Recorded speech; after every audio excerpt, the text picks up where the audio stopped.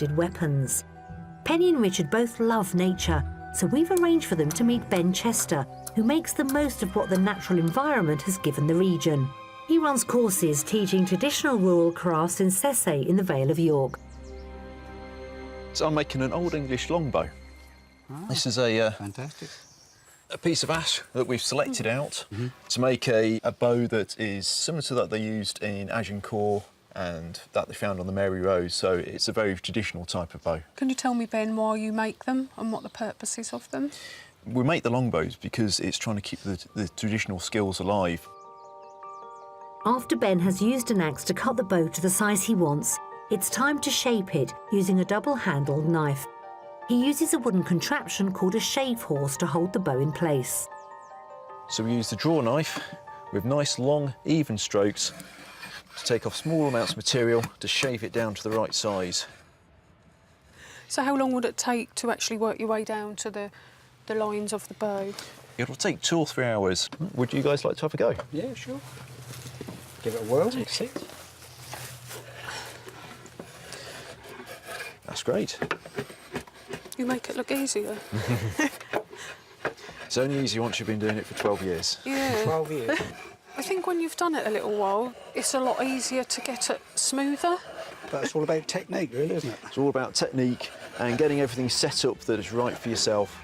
Making a traditional longbow is a skilled and lengthy process. And after the bow has been shaped, the next stage is the tillering process, which puts the curve into the bow. If we were just to make a bow, put a string on it and pull it, it would just snap straight in half. So this is a process where we're going to teach it to bend, teach it want to move. So we're going to stress the fibres a little bit and then stress it a little bit more and a little bit more to actually get it so it will pull right the way back to your draw length, which is how far you'll draw a bow. So what we're going to do is to bend the bow. So with the bow mounted in the tillering post, we can pull down and we slowly work the bow. So over time, we'll slowly be able to draw it further and further down as the fibres in the bow give a little bit. You'll probably end up doing this 1,500 to 2,000 times. This is one of the most critical parts of bow making is the tillering process.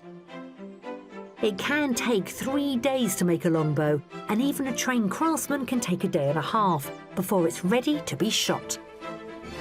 This is a finished longbow. Right. So as you can see, it's about 6 foot long.